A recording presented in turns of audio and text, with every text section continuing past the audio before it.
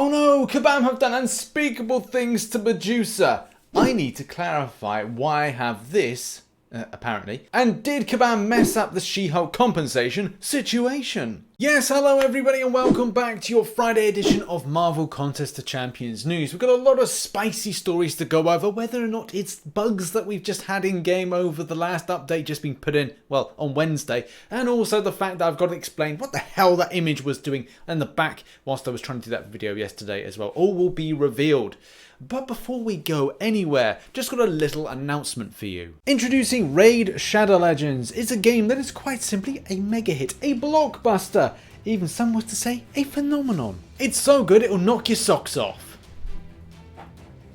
Raid Shadow Legends is so amazing. I'm playing it right now, as you can see. It's the brand new collection RPG game with over 10 million players, including some of you watching this video. I think the big question will be for you is, what does Raid offer you and why should you download it? Well, you can collect over 400 champions ranging from different types of factions, like orcs, the undead hordes, the banner lords, elves, and so much more. In a nutshell, you can build a team from 16 different factions and explore 1 million champion builds, take them over some spectacular locations to enjoy a fully voiced story campaign, play with friends to take down the clan boss, and put together your strongest team to take on other people in the PvP arena. Raid Shadow Legends is a game that ticks a lot of boxes for a lot of different people for different reasons. If you're into collecting champions, then this is a game for you. If you're interested in building certain champions up to take on difficult content, then this is a game for you. But don't take my word for it, as Raid Shadow Legends has over 300,000 reviews and not to mention an almost perfect score.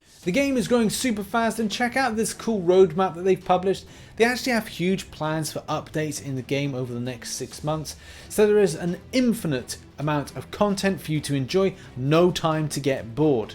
This includes a new faction, a tag team arena feature, and even a new clan boss you will be able to fight with your clanmates. You can find me in game under the nickname RichTheMan, and as well, if you're quick enough, you can join my clan called Frank's Terror Troop. So what are you waiting to the video description, click on the special links and you get 50,000 silver and a free epic champion as part of the new player program to start your journey. The final thing to say is go to the link in the description and download Raid Shadow Legends now. Funny enough, I'm actually working on my masteries at the moment of recording this video, so it's kind of cool because I can do some other things, put it on auto fire, but then if I want to get really involved, I can take it off auto and continue to play. So it's something I'm doing in game at the moment just to strengthen my key and core squad. But without further ado, let's get into the MCOC news. Our first story is indeed Hawkeye, because I'm kind of multitasking. I'm actually doing this at the moment. So if you want to get the cheese of the Paradox event, then go to Road to Labyrinth, go to round 2, and then click on round 2. Obviously, do it with a Hawkeye right there. And then the first fight with 1 tile spend of energy is going to be a, well, Hawkeye. So go do that now, people. You won't regret it. In other news, and it was the Summoner Showdown. What's he looking at? Summoner Showdown was absolutely brilliant, in particular for the unmasking, face revealing of Mr. Invincible, as well as Mutamat as well. And also, yeah, I just like the way that there must be a stipulation. Yeah, when you come to the Marvel buildings, you've got to wear a Marvel t-shirt. Yeah, but what if I want to wear my Superman t-shirt or my Justice League t-shirt or kind of anything else? Now, you got Marvel t-shirt, make sure it's Marvel. Make sure it's Marvel. It was an almost perfect display by Invincible, but it was still incredibly impressive. Which he does have a joke about himself going, oh, those 2 hits. If you do want to check out the full video, go into the link in the description down below. Okay, so one of the major bits of news coming out of yesterday was a change to Medusa's description, which did scare a lot of players, and as well, scared me because I got a rank 5. But the biggest problem was the way that she was interacting with shattered armor. And as you can see here, there does seem to be something with the MSID, and again, it got players worried because Kabam have this tendency sometimes to change descriptions and then champions being changed. It's actually going to be one of the topic points for Marvel Contest of Champions news weekend on Sunday. But the fact is, as you can see here, this changes the way that it kind of portrays the power gain. It's got it down to 0.55%, which it used to be at 100%. So you can imagine, we're all pretty scared. Now at this point, everyone's losing their minds, but we then get an answer from Zipit to say basically, we're going to take it to the game team and see what's cooking. We then get this message back about, well, could you kind of let us know the extent of like where in the game that there's a problem? Well, no, it's a case that the champion's been altered or changed based on the description. Surely that would be easy to pick up on. And where are we up to now? Well, the MSID thing and the 0.55% is still there in the description, which is a little bit disconcerting to see that. I haven't found any issues this morning go up against certain robot-based champions in Alliance quests, but the fact is that that was just Sentinel, so it could be a case that there may be some others, maybe there's other interactions going out there. Please go to this link in this description if you want to put a particular type of interaction you're having problems with. But I would, man, I don't know if it should be a case that us and we have to say, okay, well, we have to go and just scour every single quest fight in the entirety of MCOC to then give that information back to Kabam. It should be a case as they should do it, you know.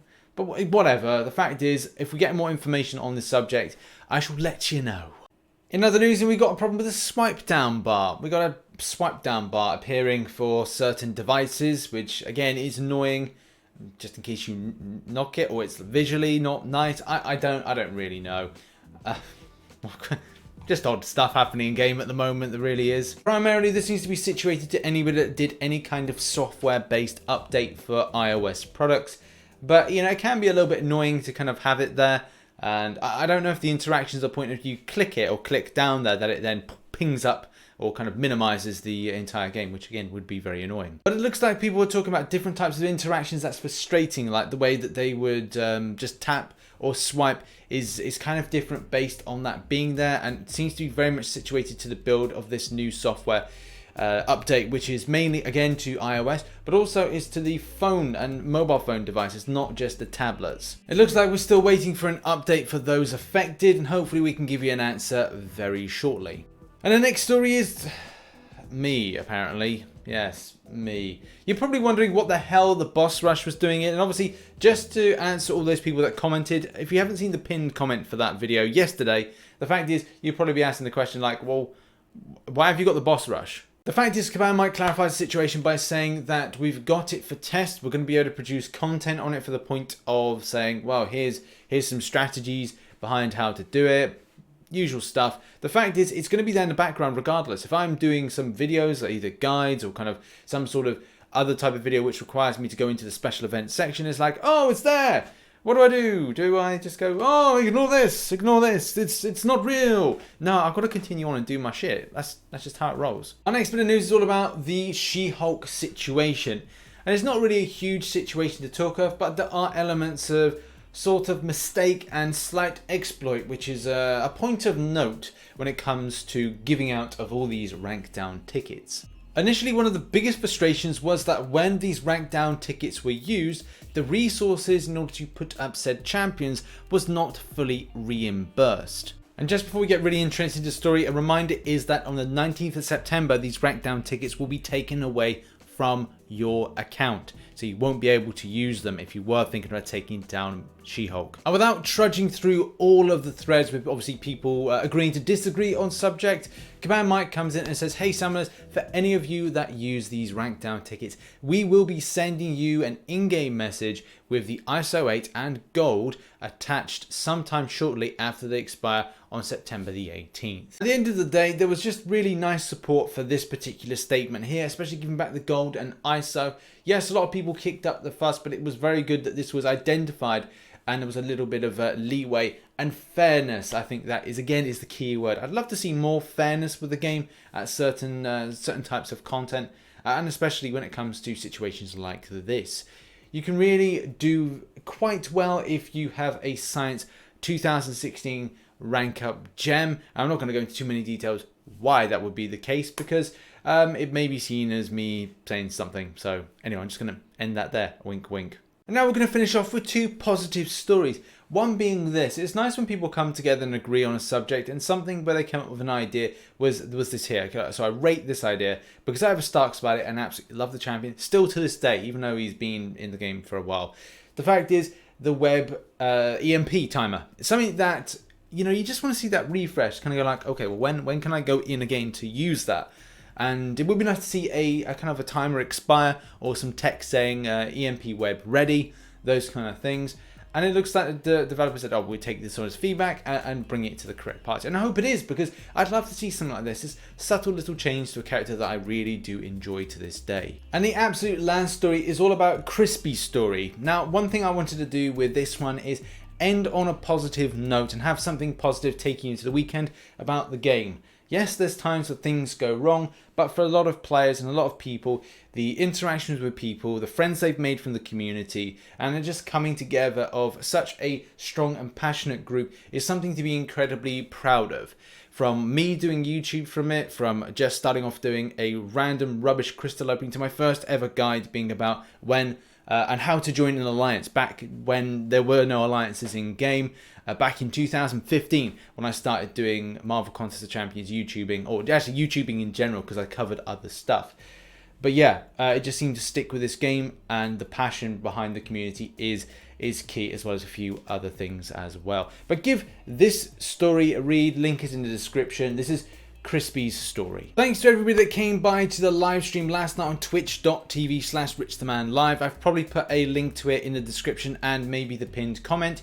Don't forget to come and watch my second installment of Marvel VR. It is up there for your consideration, and maybe another video down here for you to watch as well. Thank you ever so much for watching. Make sure you've liked, make sure you've supported as much as possible, and I shall see you in the next one. Bye bye for now.